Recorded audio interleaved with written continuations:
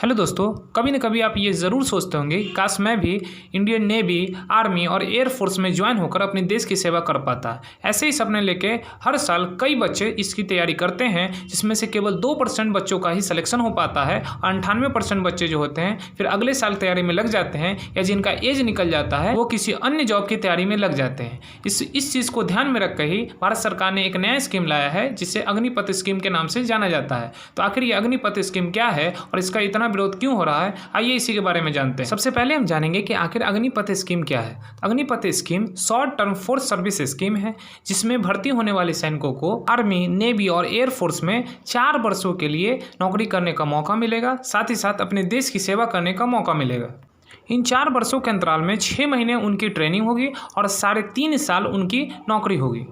4 वर्ष कंप्लीट हो जाने पर उन सैनिकों में से 25% सैनिकों को रिटेन कर लिया जाएगा तथा उन्हें परमानेंट कर दिया जाएगा, लेकिन 75% जो सैनिक होंगे उन्हें रिलीज कर दिया जाएगा। रिलीज करने के साथ साथ उन्हें 12 लाख रुपये सेवा निधि के तहत दिया जाएगा, ताकि वो अपने जीवन को चला सके। साथ ही साथ उन्हें अग्निवीर कौशल नामक एक प्रमाण पत्र भी दिया जाएगा। इन प्रमाण पत्रों की मदद से ही उन्हें अपने स्टेट लेवल पर होने वाली पुलिस बलों की जो नौकरियां होती हैं उनमें उन्हें प्राथमिकता प्राप्त होगी।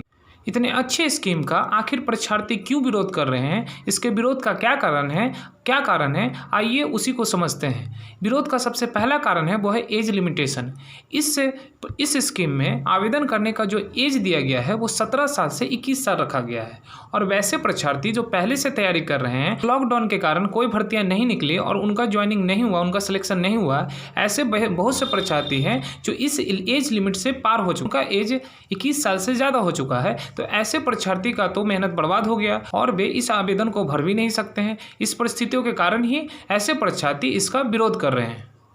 किंतु विरोध के कारण अब सरकार ने इस एज लिमिटेशन को 21 से बढ़ाकर 23 कर दिया है, जो काफ़ी हद तक बेहतर किया है। दूसरा विरोध का कारण है वो है पिछले भर्तियों को रद्द करना। सरकार ने इस स्कीम को लाने के साथ साथ ये भी तय कर दिया है कि जो पिछली भर्तियां रुकी हुई थी या जिनका फिजिकल या मेडिकल हो चुका था, जिनका फिजिकल मेडिकल क्लियर हो चुका था, साथ ही साथ जिनका ज्वाइनिंग नहीं हुआ है, उनकी भर्तियों को रद्द कर दिया गया है। जिसके कारण वैसे परीक्षार्थी जो मेहनत करके अपने फिजिकल को और मेडिकल को क्लियर किए थे और उनका ज्वाइनिंग नहीं हो पाया था, उनकी भर्तियों को रद्द कर दिया गया, जिसके कारण उन्हें ज़्यादा परेशानियों का सामना करना पड़ रहा है, क्योंकि उन्होंने इसके लिए बहुत ज़्यादा मेहनत की थी। इसलिए वे इस स्कीम का विरोध कर रहे हैं। विरोध का तीसरा कारण है वो है पेंशन की सुविधा को बंद करना।